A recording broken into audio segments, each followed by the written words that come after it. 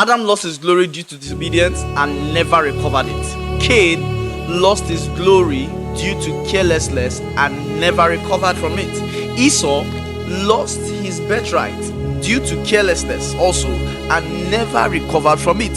Saul lost his crown, lost his throne due to disobedience and never recovered from it. However, also Joseph at the point in his life lost his glory, but he recovered from it. Job at a point in his life lost all his resources, lost his glory, lost his reputation, lost his place in life, and he recovered from it. Today we're going to look at how to recover your lost glory. Have you ever come to a point in life where you lost your reputation, lost what you have, lost your glory, lost your class, lost riches, lost wealth, lost connections, probably lost even integrity, lost a good name? How do I recover from an episode of lost glory? So we've seen examples of people right from the beginning of the Bible.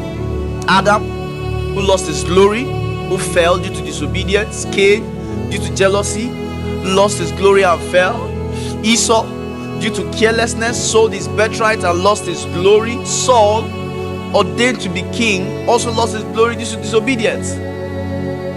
Does it mean there's no hope? Like I said earlier, Joseph and Job also lost theirs, and David also, and they recovered their glory. So I'm going to show us two things to do to recover your lost glory.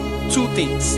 Number one is, whenever you find yourself in a downtime, in an episode of trial, in a position where it looks like all hope is lost, where it seems like you've lost the things you've worked for over time, the first thing to do is remain connected to God. Remain connected to God. Ensure your connection to God is secure. That is your guarantee for restoration. The Bible says that there is hope for a tree even if it's cut down, that at the scent of water it will sprout again. But the tree that has hope is the tree that is connected to the ground. No matter how cut down you may have been in life, no matter the height you may have fallen from, there is hope for you.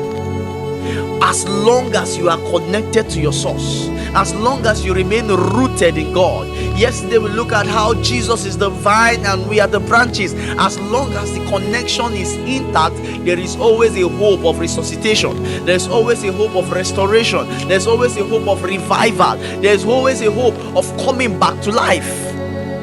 If you look at the trajectory of everyone who fell and did not come back, Adam, after the fall, when God came, the Bible says he went to hide.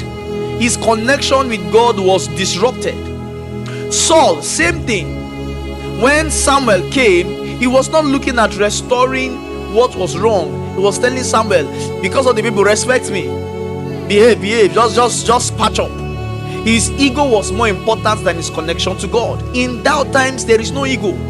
In doubt times, your connection is what is important. And if you look at the life of Job and Joseph, when Joseph went through hell, sold by his brothers as a slave, his connection to God was intact. When he was thrown into prison, his connection to God was intact. Job, when he lost everything, his connection to God was intact. His wife told him, curse God and die. But Job said in Job chapter 13 verse 15, even if he slays me, yet will I trust him. Even if he kills me, yet will I trust him. My connection to God cannot be broken because of my current challenges. Whenever you go to an episode of loss, an episode of challenges, an episode of downtime, ensure your connection to God is intact, because from him all blessings flow.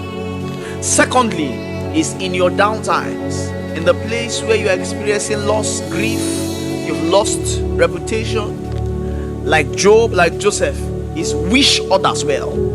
When experiencing trials and tribulation, ensure you don't wish others bad. There are people that once they find themselves in bad situations, they want everybody around them to go down with them. When they are drowning, everybody must drown. When they are suffering, everybody must suffer. Nobody should smile when they are frowning. That is not a trait of a believer.